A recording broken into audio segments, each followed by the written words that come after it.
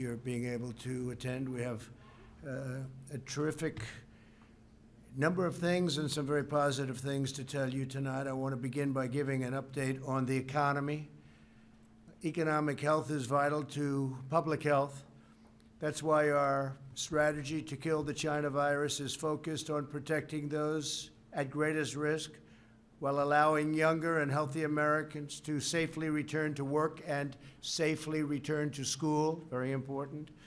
We added 1.8 million new jobs in July, exceeding predictions for the third month in a row, and adding a total of over 9.3 million jobs since May. And I will say that the job growth that we've seen over the last 3 months, 9.3 million, is the single greatest three-month period of job creation in American history. That's big stuff. That's big news and great news. Over the past 3 months, the United States has surpassed market expectations by a total of 12 million new jobs.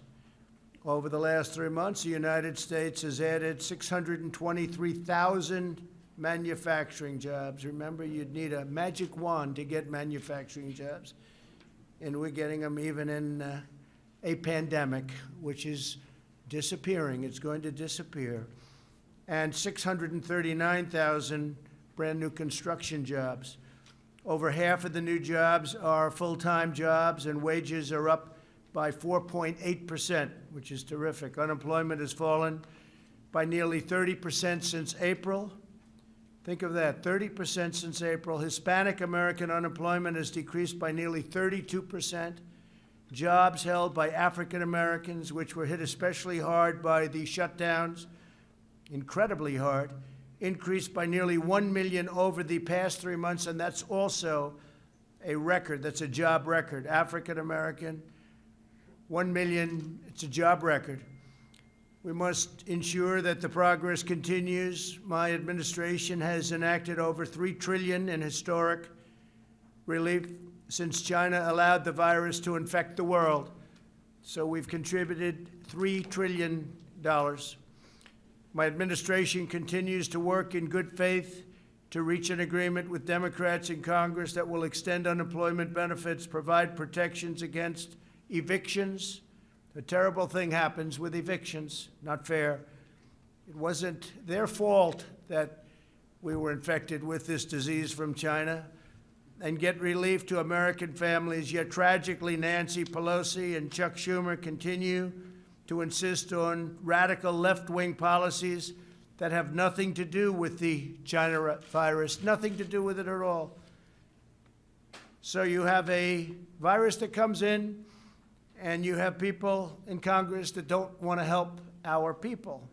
If Democrats continue to hold this critical relief hostage, I will act under my authority as president to get Americans the relief they need.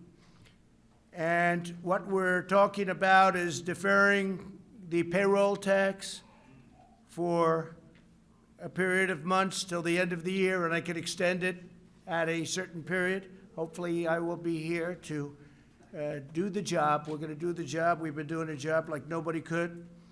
Nobody would, actually. And so we're going to have the payroll tax go till the end of the year, and it'll be retroactive to July 1st. So we're going to go back to July 1st, and it'll go to the end of the year, payroll tax. At the end of the year, it may be extended. We're going to enhance unemployment benefits through the end of the year. So unemployment benefits will be, that's a big one, will be brought out to the end of the year, and defer student loan payments and forgive interest until further notice. So students who are paying student loans, and in many cases they're not even allowed to go back into their colleges. Extend the eviction moratorium. We will be extending that so people aren't evicted, not their fault. We had a lengthy discussion this morning with President Macron of France concerning numerous subjects, but in particular the catastrophic event which took place in Beirut, Lebanon. Horrible, horrible event. At 3 p.m. this afternoon, I spoke with President Aoun of Lebanon to inform him that 3 large aircraft on the are on the way, and they're fully loaded with medical supplies, food, water, and many other things. Lots of emergency equipment. Also, first responders, technicians, doctors, and nurses are on their way. This was an event like the world has not seen for a long time. Horrible event. We'll be having a conference call on Sunday with President Macron, leaders of Lebanon, and leaders from various parts of the world. Everyone wants to help. We spoke to a lot of people. They all want to help. The United States is with authorities on the ground right now in Lebanon to identify further health and humanitarian needs, and we will provide further assistance in the period to come. We're working very closely with their government and with their leaders. And on behalf of the United States, I want to extend our condolences to all of the families, a much larger number of families than anybody would have thought and than anybody at first thought. But all of those families who lost loved ones, relatives, friends in this horrible tragedy, we stand firmly with the people of Lebanon and will continue to offer our full support through this very difficult time. We have not seen anything like this in a long time.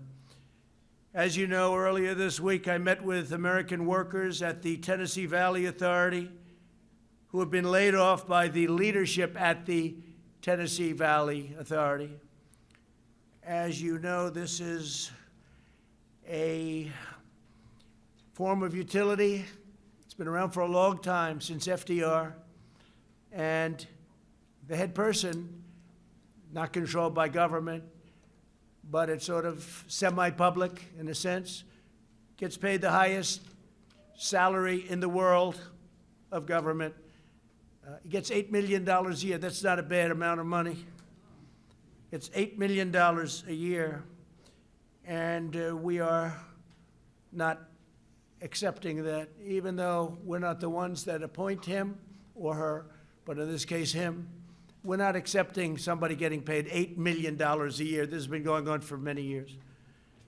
And we will do something about that, and we're already in negotiations right now, including possible termination. They and hundreds of their fellow American tech workers, the workers at the TVA, were being terminated from their positions on top of all of this, and on top of the $8 million salary, and a chief of staff who makes much more than $1 million a year. But on top of all that, they were being terminated from their positions, these incredible people, in order to train the lower-cost foreign workers imported to replace them. How's that for a law? And this was set up originally to create jobs and economic development. And now they're getting fired, and they're supposed to train people for who get a much lower salary. It's crazy. This was a grave injustice. I fired the chairman of the board in response. On Friday, I fired the chairman of the board, along with one other board member. That's the one thing we have. We have the right to fire board members. And I made it clear that if they did not swiftly reverse course, I would continue with these firings of the board members. And we just were informed that they have agreed to change course totally.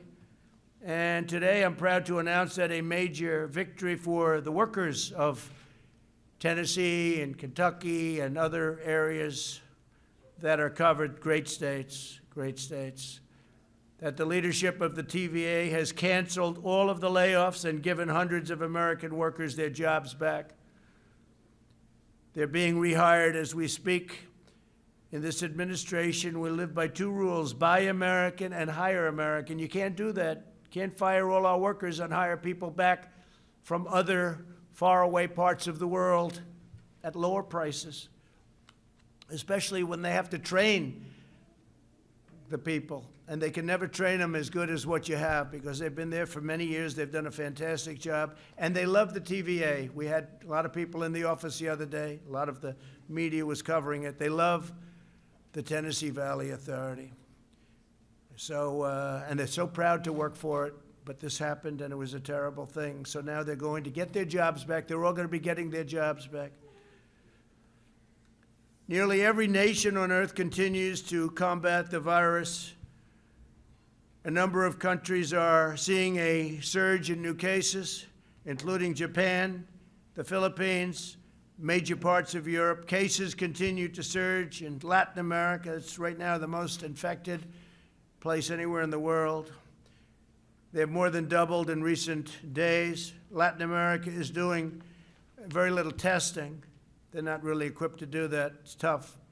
In the United States, more than 80% of jurisdictions report declining cases. We're doing very well. You don't hear that too often from the media, but we're doing very well. We have a very large country, very complex country in a sense. More than half of America's counties report fewer than 20 cases last week. So if you look at that, more than half of America's counties report fewer than 20 cases last week. But we have to remain vigilant. We're doing very well, but we have to remain vigilant. Nationally, the percentage of emergency room visits with the coronavirus symptoms is down to almost half what it was in July. The southern states that were very strong hotspots not long ago, Arizona, Texas, Florida, continue to show significant improvement, including increased availability of hospital beds. Arizona now has the smallest number of coronavirus inpatients since mid-June. It's gone. The governor was up, and we had a great meeting, Governor Ducey, and the meeting was terrific. But since mid-June, so they're doing well, and it's going down, heading down very rapidly, actually. Texas is stabilizing and improving rapidly with some progress in the Rio Grande Valley and other communities along the border with Mexico that had shown the biggest increases in hospitalizations and deaths. Florida is also stabilizing. Its statewide positive test rate continues to decrease from 13% on July 23rd to 8% this week. Florida's done very well. It's going down. It's heading down actually quite rapidly. And even Miami, which was the hottest spot in Florida, is heading downward. But Florida has done very well. Texas has done very well and rapidly. And Arizona has done incredibly well. So Arizona's really been a very rapid drop. New Jersey and New York remain stable with less than 1% of emergency room visits due to the China virus. The illness took a devastating toll on both states, as you know. While both states really took the brunt of the infection earlier this year, thankfully, we have not seen a resurgence. They've been doing a good job. Everybody's working very hard. Both governors are working very, very hard. We're in touch with them. We're supplying them with a lot of supplies as needed, if needed. But they're needing very little right now. They're in very good shape. We will continue to monitor the new cases. Throughout this crisis, my administration has provided extraordinary support of people, equipment, medical supplies to the people of New Jersey, the people of New York, and to the people of every state, all of our states. We're carefully monitoring California's Central Valley, as well as San Diego, Los Angeles, Sacramento, and San Francisco, which are starting to stabilize and go down. We're carefully watching regions from increasing cases, including Boston and Chicago, as well as the Midwest. We're watching them all very carefully. It's vital that all Americans work together to protect the vulnerable. For this reason, we've delivered vast amounts of protective equipment and testing supplies to nursing homes all across America. We're focused very much on the elderly, especially the elderly where they have heart problems or diabetes problems. Diabetes is a big problem. Approximately half of all deaths have occurred in nursing homes and long-term care facilities. That's an incredible number when you hear half of the deaths have been in nursing homes and long-term care facilities. And I will tell you that I met with owners and representatives of nursing homes, and they are very, very vigilant. They're doing a very good job now. They've really done something that I think is special. They're doing very well in terms of the virus. They're working very hard, and a lot of things happened. A lot of forces came together and hit the nursing homes very hard. But the representatives of nursing homes, in some cases the ownership of nursing homes, are working very hard. The federal government and the private sector have delivered more than 9 million N95 masks, 27 million surgical masks, 3 million face shields, 20 million gowns, and 668 million gloves to New Jersey alone. Think of that. We provided $3.4 billion to the state of New Jersey in emergency relief funding. So we happen to be in New Jersey right now, so those are great numbers. The governor's working very hard. Governor Murphy's doing a good job. We're working very closely with him. We've also provided nearly $5 billion to New Jersey hospitals and healthcare facilities. And through the Paycheck Protection Program that you all know so well, we provided $23 billion to support more than 250,000 New Jersey small businesses. A lot of the small businesses that you see that are opening now and going to do well, they're there because of what we did with Paycheck Protection. On therapeutics and vaccine updates, 3 vaccine candidates have now moved into phase 3 trials. This would be years ahead of schedule. We have done wonders with the FDA. I want to thank the FDA and all of the great people there and Dr. Hahn. But we have phase 3 trials already going on, which is, most people would have said, impossible to even think about. Today, Pfizer announced that it will manufacture Gilead's drug remdesivir, where we've had tremendous success. Last week alone, my administration procured and distributed over 120,000 vials of remdesivir, enough to treat more than 19,000 patients. Plasma treatments continue to show incredibly encouraging results, really incredible what's going on. And if you can go to a blood bank, if you've had this disease and beat it, and there are a lot of people that have, if you could, go to a blood bank and donate, that would be a tremendous help.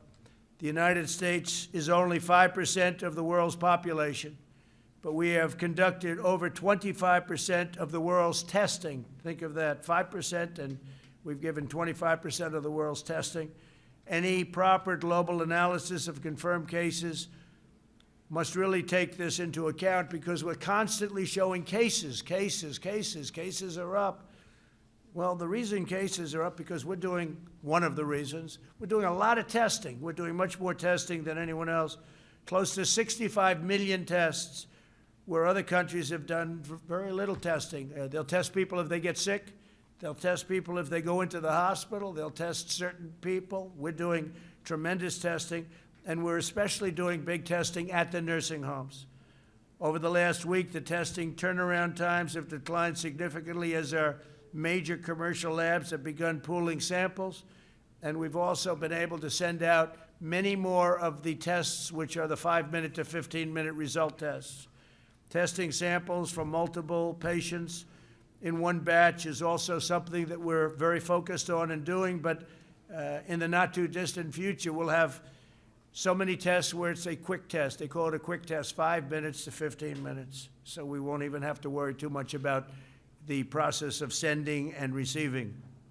Because if you figure it takes a day to send and a day to receive, and let's say a day at the laboratory, that's 3 days right there. And the other tests, you can have them in 5 to 15 minutes. Over the next 2 weeks, I'll be pursuing a major executive order requiring health insurance companies to cover all pre-existing conditions for all customers. That's a big thing. I've always been very strongly in favor. We have to cover pre-existing conditions. So we will be pursuing a major executive order requiring health insurance companies to cover all pre-existing conditions for all of its customers. This has never been done before, but it's time the people of our country are properly represented and properly taken care of. This follows a series of executive orders to lower drug prices and lower prescription drug prices, and significantly. We had the only year, which was last year, where drug prices went down in 51 years. But we're talking about going down at a level that nobody has even thought possible now, even though the drug companies are running very big ads on me, but that's usually a reason. They're not too happy. They can't be too thrilled. But they've made a lot of money over the years, and prices just go up. Not fair. This includes a landmark executive order requiring drug companies to change Americans and charge Americans no more than they charge to foreign countries. So they have to charge Americans no more than they charge to foreign countries. That means our country can't be charged more. So if Germany gets drugs at a very small or low price, and we're paying many times that price in the United States because we pay for all of the research, the development, the promotion, and other things, we will get what's called a favored nations clause we're going to have. And I signed a favored nations clause so that the United States, which is the #1 purchaser of drugs by far in the world, biggest purchaser in the world, not even close. You have other countries that are bigger. If you look at India, China, et cetera, not too many. But we have countries that are bigger, but not even close in terms of ordering drugs. We're the #1 country in the world. But we have a favored nation, so if somebody has a drug, in many cases it comes from a plant, the same plant. It's the same pill, it's the same medicine or medication. Whatever the lowest country charges. So if Germany charges 10 cents for a pill and we charge $2, and I only use Germany as an example, then we get that for 10 cents. So what's going to happen is that's going to go up a little bit, and ours is going to come down a whole lot. So it's favored nations, and I will tell you that Big Pharma is not happy. For too long, we've been forced to subsidize cheaper drug prices in foreign countries. We've subsidized them to a level that nobody can believe. Nobody talked about it. Everybody wondered, how come every president that runs for office says they're going to lower drug prices? And they never do. They go through the right roof. Over the last administration, they went up like skyrocketing. That's Biden. Biden's not going to be able to do it. He has no clue.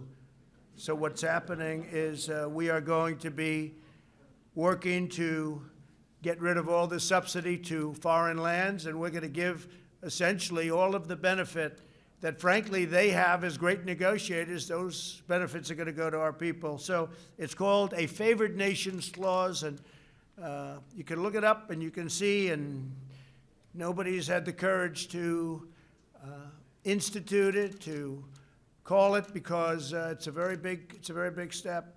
But it's something that is going to drive drug prices down 50, 60, maybe even 70%. Talking about numbers that are unbelievable. I also signed an executive order stopping middlemen from taking advantage of Medicare patients by charging higher prices to them and pocketing the discounts for themselves. These are some of the richest people in the world. Everyone talked about middlemen. I've heard about them for years on prescription drug prices. Middlemen. I guess you'd have to say, to be politically correct, middlemen and women. But you never heard the middle woman before. You heard middlemen. That's the term. And, you know, say what you want about the drug companies, but at least the drug companies produce a product. They produce the pill. They produce the medicine, the medication. But these people make billions and billions of dollars. I don't know who they are, but they're very rich.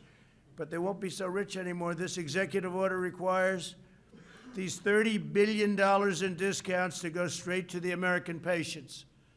So the middleman's going to be knocked out, and I'm going to lose a lot of friends, even though I have no idea who these people are.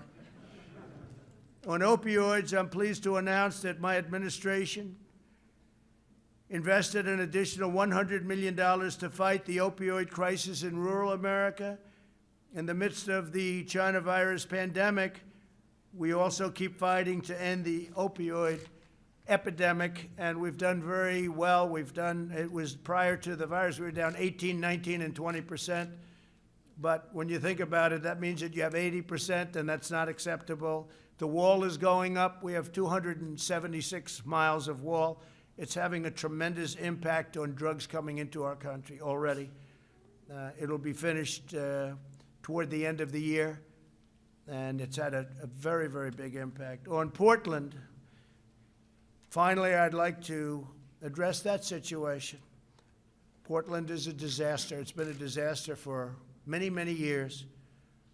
Brave federal law enforcement officers single-handedly, they single-handedly saved the federal courthouse in Portland from lawless rioters and agitators and anarchists, and that's what they are. You know, when you find Molotov cocktails in somebody's knapsack and they say, no, I'm just here to have a good time. These are really sick, disturbed people. The disgraced mayor of the city has ordered the police to stand down in the face of rioters, leaving his citizens at the mercy of this mob. He was at the mercy of the mob, too. If you saw him go out there the other day, it was terrible. He went out there and they wanted to rip him apart. But fortunately, he had 5 people with him, called security. Mayor Wheeler has abdicated his duty and surrendered his city to the mob. As a result, the mob descended upon a police precinct and tried to burn it down, tear it down, rip it down, an act of attempted murder. Left-wing violent extremism poses an increasing threat to our country, and we stop it. You have no idea how much we stop, but it's an ideology we have to stop. When you commit arson, this is a quote from the mayor. He's come a long way, just made this quote. When you commit arson with an accelerant in the attempt to burn down a building that is occupied by people who have intentionally been trapped inside, you're not a demonstrator or you're not demonstrating, said Mayor Whelan. You are attempting to commit murder. That's come a long way. He's come a long way when he made that statement. What you're seeing in Portland is the radical left's agenda in action. Portland is their roadmap for America. If the radical left gets in and they treat Joe Biden as a puppet, he's merely a puppet. But if the radical left gets in, they look at Portland as a thing that they want. That's what they want. Why? Who knows? Doesn't matter. It's a different thinking. But it's a mess. And I want to thank Homeland Security. They've done a fantastic job. We had our people go in. They stopped any intrusion into the courthouse. And the courthouse was saved, and other federal buildings were saved. And we would like to be asked by the mayor and the governor. We will go in and stop the problems in Portland in 24 hours, just like we did in Minneapolis after they really hurt that city.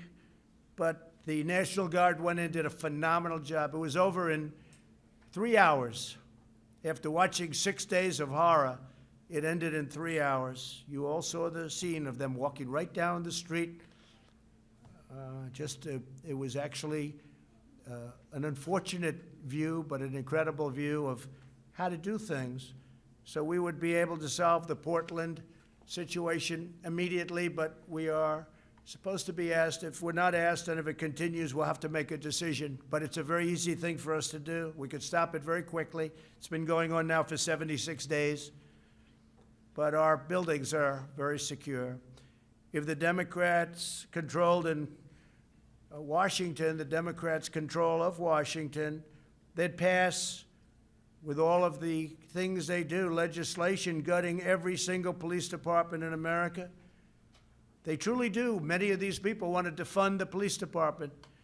At a minimum, they're going to stop money from going to the police department, but in many cases, they actually wanted to fund completely the police department. No city, no town, and no suburb would be safe. Your suburbs would be a disaster. Your cities, your towns would be a disaster.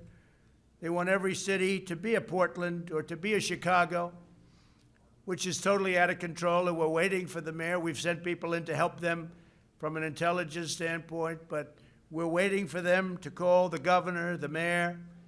We could do a very good job in Chicago. Nobody's ever seen anything like that in this country.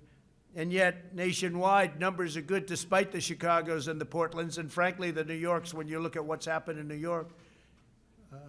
348% increase in the last number of months. Nobody's seen anything like that. It's so sad. To me, it's so sad because I love New York, and it's so sad. And all it is horrible, horrible, incompetent management by politicians that truly don't know what they're doing. So just like we saved the courthouse, we will save the United States of America. And a vast majority of people agree with me, a vast majority. Most people. They don't speak up as much as they could, but we know they're there, and everybody else knows they're there too. So with that, I'll take a few questions from the media. They've been here for a long time, and they've been waiting outside for a long time, and they wait for these moments. It's always a lot of fun. Please, go ahead. No, you, go ahead. Oh, thank you, Mr. President. I have a couple of questions on the negotiations with Capitol Hill on the coronavirus legislation. These executive orders you mentioned, do you have a timeline on when you're going to sign them, or? Yeah, it could be by the end of the week. They're being drawn by the lawyers right now. They work very nicely.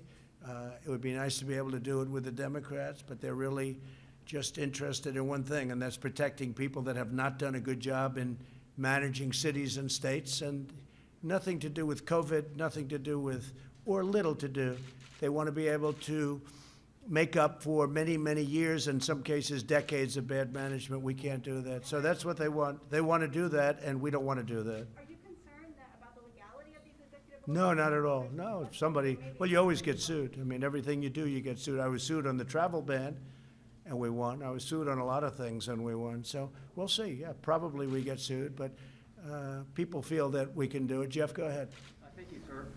Mr. President, the intelligence agencies today said that Russia is already meddling in this year's election to hurt Joe Biden, and that China is considering meddling to hurt you. Do you believe that intelligence, and what do you plan to do about it? It could be. I mean, I could be very much. I think that the last person Russia wants to see in office is Donald Trump, because nobody's been tougher on Russia than I have ever. That's not what the intelligence is. Well, I don't care what anybody says. Nobody with any common sense would say, do it. Look at what we've done with our military. Look at what we've done in exposing the pipeline with billions of dollars going to Russia. Look at all of the things we've done with NATO, where I've raised $130 billion a year from countries that were delinquent, and now they're paying all of this money. And the 130, by the way, $130 billion, not million, billion, goes to $400 billion over a few years. And that's all money to protect against Russia. China would love us to have an election where Donald Trump lost to Sleepy Joe Biden. They would dream. They would own our country. If Joe Biden was president, China would own our country. And you said another country. What was the third country? No, just those two. No, you didn't say that in the report. The report said Iran also, but you didn't say that. Iran would love to see me. Iran would love to see me not be president. And I'll make this statement. If and when we win, we will make deals with Iran very quickly. We'll make deals with North Korea very quickly. And whatever happened to the war in North Korea, you haven't seen that, have you? If I didn't win the election in 2016, our country would now be, maybe it would be over by now, but in war with North Korea. Everybody said, oh, Trump will get us in war. No, just the opposite. And we actually have a relationship with North Korea, which is something that was never established by the previous administration. You would have been in war with North Korea, and it would have been a very bad war. So North Korea, whether you look at Iran, every one of them will make a deal with us very quickly. Iran is dying to make a deal, but they want to see, because they'd much rather make a deal with Biden, because if they make a deal with the United States, if China makes a deal with the United States with Biden in charge, they would own our country. Look what I've done. I've taken billions, tens of billions of dollars from China. China was having the worst year they've had in 67 years, and we were having the best year we've ever had. With big tax cuts, with big regulation cuts, we've rebuilt our military. We became independent in terms of energy. We're the energy leader of the world. We were having the best year we've ever had. By the way, African American, Asian American, Hispanic American unemployment numbers, the best in the history of our country. All things, and many other groups too, including women, including high school diploma, no high school diploma, college diploma. Everybody was doing better. The last thing that Russia wants, and China wants, and Iran wants, would be for Donald Trump to win. Yes, please, go Just to ahead. follow up, what do you plan to do about that interference, sir? Well, we're going to look at it very closely. You're telling me that this came out a little while ago, and I've heard that it came out. It came out just a little while ago, and we're going to look at that very closely. But you started off with Russia. Why don't you start off with China? Do you think China's maybe a bigger threat? I mean, I think maybe it is. I mean, you'll have to figure it out. But we're going to watch all of them. We have to be very careful. The biggest risk that we have is mail-in ballots, because with the mail-in ballots, called universal mail-in ballots, it is a much easier thing for a foreign power, whether it's Russia, China, Iran, North Korea, many others, people, countries you wouldn't expect. It's much easier for them to forge ballots and send them in. It's much easier for them to cheat with universal mail-in ballots. So I think one of the things we'll have to look at is exactly that. But that's a big problem. That's a big problem. You saw in New York, they called the winner, but they have no idea what the vote is. Please, go ahead. Mr. President, we've watched these negotiations go on for weeks. Do you think if you had been more directly involved, we would be in a different position? No, I'm totally today? involved. No, they call me all the time. They tell me how they're doing with Nancy and Chuck. But in my opinion, they're just using it as an excuse to try and, Chuck Schumer came out with a strong statement today that you have to get back into school because it's good for the economy, but he doesn't do it. He doesn't practice what he preaches. No, my people, Steve Mnuchin and our wonderful chief of staff, Mark Meadows, they're constantly on the phone with me. I'm totally involved with it, and we are going to do it in a way that's just much easier. We gave them their chance, but they view it as an election enhancement. You talk about foreign countries cheating on the election. Well, the Democrats are cheating on the election because that's exactly what they're doing. If you look at what they're doing, even with these negotiations, that's an influence and an unfair influence on an election. But we're going to win anyway. Yeah, please, go ahead. When was the last time you spoke to Speaker Pelosi, though? We're at this historic moment. Why haven't you spoken to her? We'll see. We'll see what happens. But right now, they're not ready. And they're not ready because, frankly, I don't think they care about people. I think they care about their politicians that have done a terrible job running the cities and states, Democrat cities and states, that are bleeding money, that have been so badly run. You take a look at Baltimore, and you take a look at so many different cities, including the ones I've already mentioned. Take a look at what's going on. And they want lots of money to keep it going. For many years, they've been bad. So all I'm doing is we're having it out. We're finally having it out.